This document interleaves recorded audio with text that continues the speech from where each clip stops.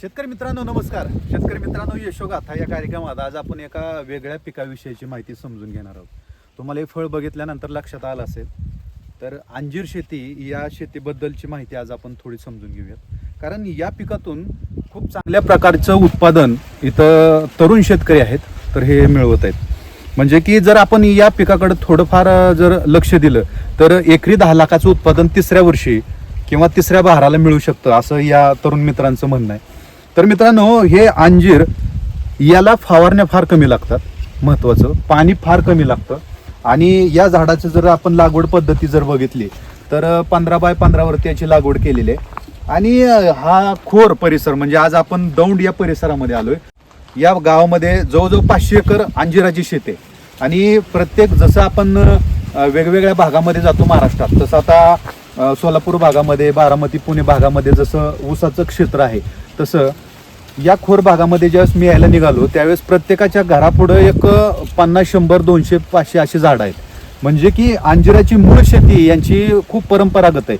आणि या शेतीतून ज्यावेळेस उत्पादनाचा विचार केला तर एक समाधानकारक उत्पादन हे पीक देतंय असं लक्षात आलं. आणि जर आज आपण बघितलं तर शाश्वती नाही, आपण कुठलं पीक घेतलं तरी त्या पिकामध्ये दरामध्ये खूप व्हेरिएशन आहे. पण हे पीक 100 रुपये किलो जात आहे आता सध्या परिस्थितीला. आणि याचं मार्केट खूप आहे मोठं, पण माल जास्त नाही. म्हणजे की मालाचा तुटवडा असल्यामुळं खूप चांगल्या पद्धतीचा दर मिळतोय सध्या परिस्थितीला. 100 रुपये दर याला मिळतोय. आणि महत्वाचं काय की मी त्या मित्रांना विचारलं की बाबा याचं क्षेत्र जर लागवडीचं क्षेत्र जर वाढलं तर बाबा याचं उत्पादन वाढल्यानंतर तुम्हाला दर कमी भेटेल का? तर त्यांचं म्हणणं आलं की नाही. तर आपण या पिकाकडे जर वळालो भविष्यामध्ये तर आपल्याला खूप चांगल्या पद्धतीचं आपल्याला अर्थार्जन होऊ शकतं. आता हे दिसतंय, आता म्हणजे की उशीर झालेला आपल्याला खरं तर याला. आता हे जे तुम्हाला वरची 5-6 अंजीर दिसत आहेत तर हा भार संपत आलाय. म्हणजे एक पान म्हणजे एक अंजीर. हा, तर इथून त्यांनी अंजिराचा भार धरलेला आहे. तर एका फांदीला कमीत कमी 20 अंजीर येतात असं त्यांचं म्हणणं आहे. आणि तिसऱ्या वर्षी एका झाडाला 20 फांद्या सहज येतात. मग तुम्ही गणित करा किती फळं झाली. तर 12 ते 14 टन उत्पादन मिळतं एका भारातून तिसऱ्या वर्षी. असं पाण्याचा जर विचार केला तर ड्रीप आहे आणि खूप कमी पाणी लागतं. सगळ्यात महत्वाचं, जर पावसाळा असला तरच याला फवारण्या लागतात. म्हणजे की 100 रुपये म्हणजे डाळिंबाला जसा दर आहे तसा या पिकाचा दर आहे, फळाचा दर आहे. आणि उत्पादन ज्या पद्धतीने मिळतं त्या पद्धतीने फवारण्या फार कमी आहेत याला. म्हणजे की कमी फवारण्यामध्ये आपल्याला हे पीक घेता येतंय असं म्हणायला हरकत नाही. आता त्यांना विचारलं, बाबा जर एखाद्याची काळी जमीन असेल तर या काळ्या जमिनीमध्ये आपल्याला हे पीक घेता येईल का?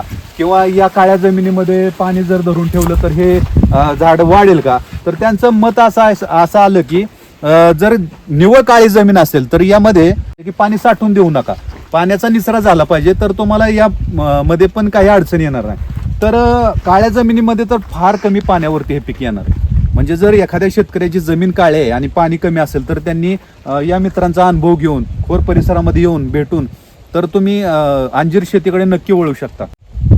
फवारण्या कमी आहेत, पाणी कमी आहे, जमीन तुमची जरी हलकी असली तरी चालतंय. म्हणजे हा 3 विषय जे महत्वाचे आहेत ते तर संपले. आता मूळ मुद्दा कष्टाचा. आता याला फवारण्या कमी आहेत म्हणजे कष्ट कमी आहे. आता हे पीक प्रत्येक पानाला लागतंय. आपलं फक्त काम काय की जे आलेलं फळ तोडायचं आणि बाजारपेठेला पाठवायचं. लातूर, गुलबर्गा खूप सारे सांगितलं त्यांनी, तर पुणे असेल तर सगळ्या भागामध्ये हे अंजीर पाठवलं जातंय. आता दुसरा मुद्दा येतो की अंजीर जर बघितलं तर आपल्यासारखे सर्रास शेतकऱ्यांना माहिती आहे सासवड भागामध्ये पण अंजीर पिकतं. तर आता त्यांचं म्हणणं आहे की सासवड भागामध्ये अंजिराला जास्त उत्पादन मिळत नाही. का तर त्यांची जी कटिंग असते तर ती कटिंग वरून असते.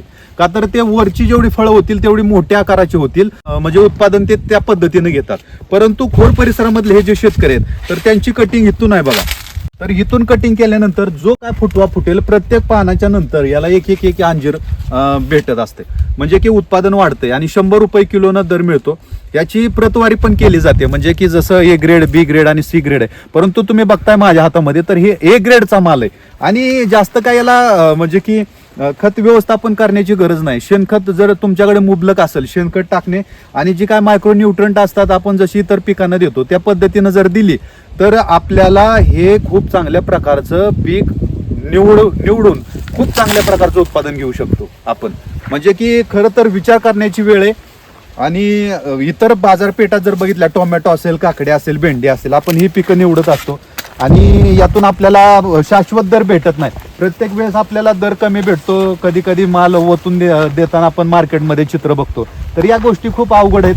तर बघा किती सुंदर अंजीर लागलेला आहे. म्हणजे तुम्हाला सांगायचं आहे का की अतिशय आता खरं तर बहार संपलेला आहे. खरं तर नोव्हेंबर पासून यांचा बहार खूप तेजीमध्ये असतो. तर त्यावेळेस आपण पुढच्या वेळेस नक्की यांचं चित्रीकरण करू आणि त्यात आपण समजून घेऊ की अंजिराचं त्यावेळेचं कसं उत्पादन मिळतंय. तर हे बघताय तुम्ही आता बघा अंजीर. म्हणजे आपण फक्त बाजारामध्ये विक्री करत असताना जे अंजीर बघतोय, परंतु ज्यावेळेस प्लॉटमध्ये येतो त्यावेळेस असं समाधान वाटतं. कारण हे अतिशय मी खाऊन बघितलेलं आहे. अंजीर अतिशय चविष्ट आहे, कारण याला जास्त रासायनिक खतांचा वापर केलेला नाही, त्याच्यामुळे चव फार चांगली आहे. म्हणून सांगायचं आहे काय तर शेतकरी मित्रांनो, तुम्ही अंजीर या फळ पिकाकडे जर वळाला तर भविष्यामध्ये नक्कीच तुम्हाला यातून चांगला फायदा मिळेल. आणि जसं त्यांनी सांगितलं एकरी 10 लाख म्हणजे खूप चांगलं उत्पादन आहे. जर आपण त्या पद्धतीनं तिसऱ्या वर्षात जर उत्पादन घेतलं तर मला नाही वाटत की तुम्हाला दुसऱ्या कुठल्या पिकाची गरज असेल.